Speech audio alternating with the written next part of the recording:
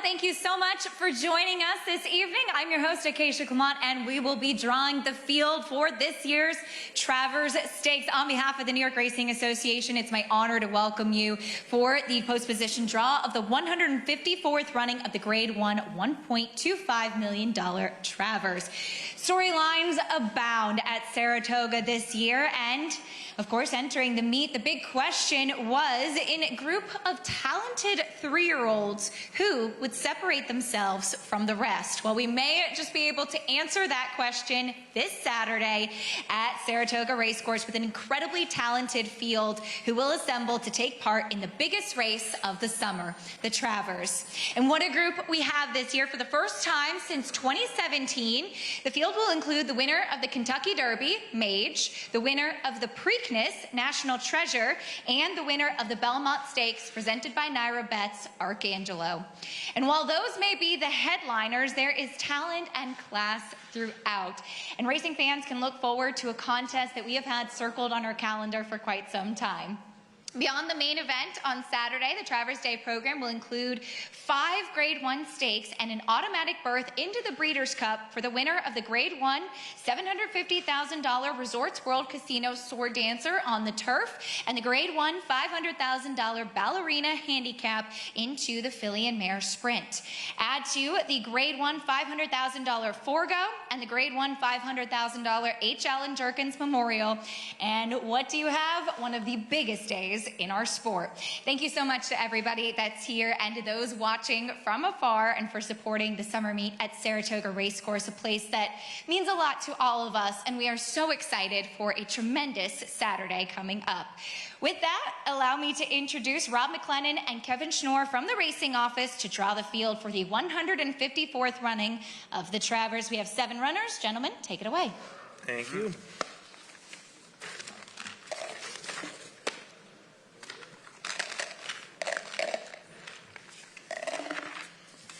Three is Tappet Trice, Jose Ortiz, Todd Pletcher.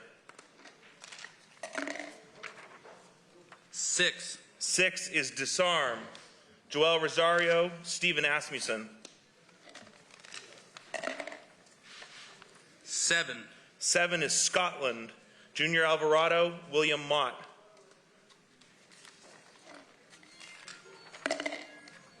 1 is Forte, Irad Ortiz Jr., Todd Pletcher.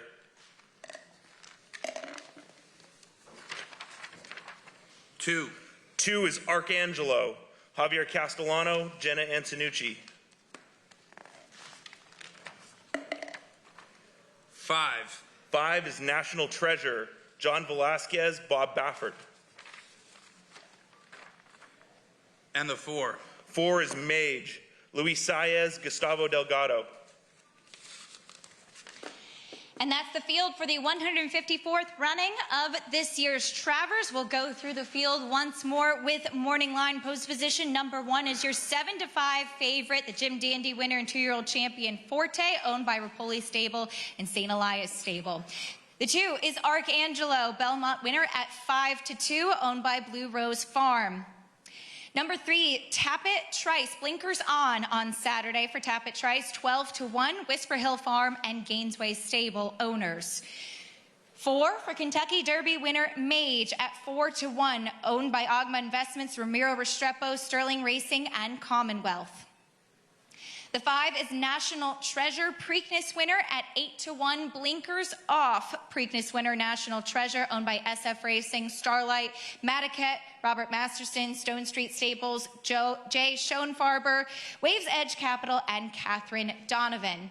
The 6 is Disarm, blinkers on at 8-1, owned by Winchell Thoroughbreds. Number 7, Scotland, winner of the Curlin, 12-1, owner Ellen J. Foxwoods. That's the field for the Travers. We'd now like to invite a couple of our connections to come up and join us. Could trainer Jena Antonucci come up and join me? Trainer of Belmont Stakes winner Arcangelo.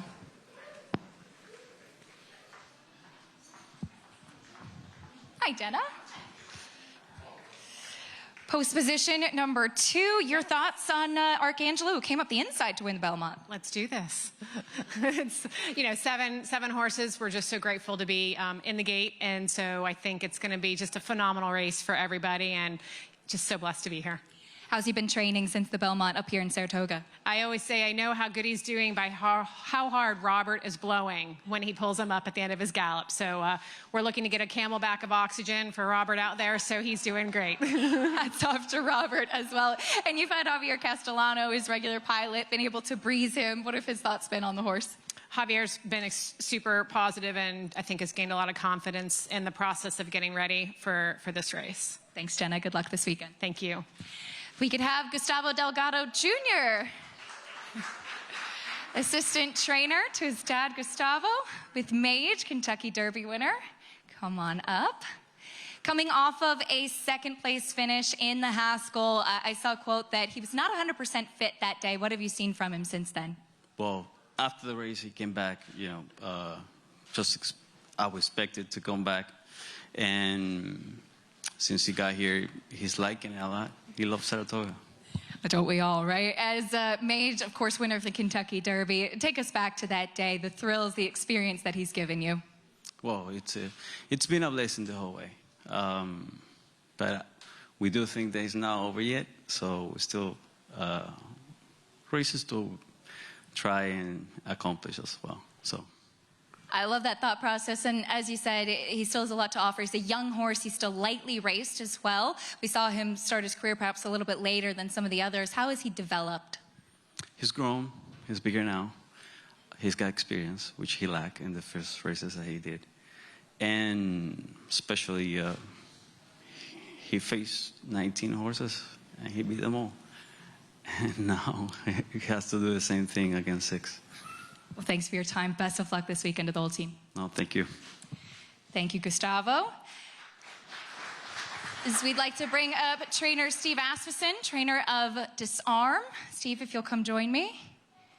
Of course, Steve Asmussen and Winchell Thoroughbreds were well represented last year in the Travers with Epicenters. We have a special gift for you too, Steve. Here we go. A nice paint job there. If you could just hold it out for Adam. Looks good. As if Disarm wins this year, you won't even have to volunteer to paint the canoe again. Absolutely, just a little freshening.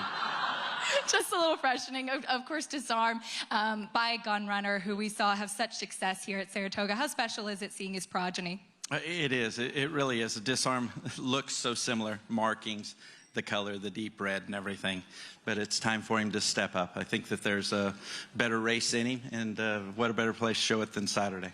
How has he stepped forward in the second half of his 3-year-old season? Well, hopefully with the addition of Blinkos, we'll get a little more effort out of him. He's competed well. He just needs to finish it off. Appreciate the time, Steve. Best of luck. Thank you very much. Appreciate it. And of course, with those Winchell Thoroughbred colors, we'd like to welcome in trainer Todd Pletcher, represented by 2 in this year's Travers. Hi, Todd. You have Forte and Tapit Trice. Let's start things off with Forte, morning line favorite, post position number 1 for him. Your thoughts on the post? That's fine. I wasn't too concerned about it. If given the choice, I'd have probably wanted to be a little more outside, but it's fine. We saw you add blinkers to him last time in the Jim Dandy. Did they have the desired effect, that extra little punch? I think they did. We saw in the mornings that it had him a little more focus, and I felt like he was locked in the Jim Dandy, and he fought through a tough spot at the top of the stretch and showed his gameness like he always does. A 2-year-old champion who showed with that big win in the Jim Dandy last time out that he has stepped forward as a 3-year-old. What have you seen from him? Mainly the physical maturity. He's really gotten stronger. He's filled out. He's grown. Everything that you'd like to see a 3-year-old do. A champion 2-year-old develop into a really strong 3-year-old, and that doesn't always happen, but in his case it's really obvious that he's really filled out. Speaking of blinkers, we'll see the blinkers on Tapit Trice, your other runner. Can you tell us about that decision? Well, he's just he's a horse that's lacked focus at times. He's not real quick away from the gate, and we wanted to see how he trained in him. We thought we saw the effect that we wanted. Hopefully it translates to a little better tactical position and a little more focus and finish. It does seem like with his pedigree, distance is always his friend. Yeah, we're not concerned about the 1.25 miles. Best of luck, Todd. Thank you. Trainer Todd Pletcher, represented by 2, and we have trainer Bill Mott, if he will come up and join me. Bill Mott, represented by the curling winner, Scotland, as he's making his way around.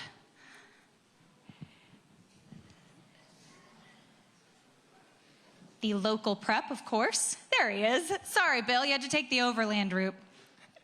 Thank you, Bill. Come on over. Scotland off that curling win, as he was aggressive and on the front end last time and kind of strutting his stuff out there. Do you think you'll see him be forward again on Saturday? Well, it's the first time he was ever in front. Most of his other races, he had been coming from off the pace, but at least he proved that he can do it that way. And there's some other speed in the race, but I think he's versatile enough to do whatever he needs to do when the gate opens.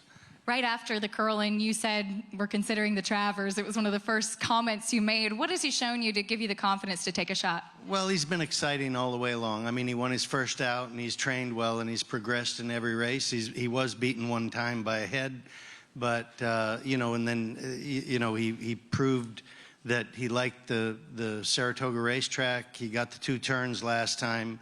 He's probably one of the most inexperienced horses in the race, but he is doing well. I mean, he's a fresh horse, and a lot of the other horses in the race have been to some serious battles, and he probably hasn't yet, but he's fixing to find out what it's all about. As you said, he's done pretty much everything in his career right so far, except face the big horses. How important is that consistency? Well, I mean, he seems to give it to you every time. He shows up, and he's really been training well. So, they just got to do it on the racetrack on Saturday. Thank you a lot, Bill. Best of luck. Thank you. Trainer Bill Mott with Scotland. Big thank you to all of our connections that have been with us here today. We cannot wait to see all of those talented horses throw it down on Saturday. If you're unable to join us at the spa on Saturday, we certainly hope that you're there for what's sure to be the race of the year. But if you can't, you can tune in to Fox Sports for coverage beginning at 11:30 a.m. and Fox Saratoga Saturday starting at 3 p.m. Don't forget, there'll be 13 races on the card on Saturday, so that means a first post of 11:40 a.m. Thank you so much, and after the conclusion of the draw, we will have food for you outside, out back, so hope you stay and enjoy, and thanks for joining us for the post-position draw of this year's Travers.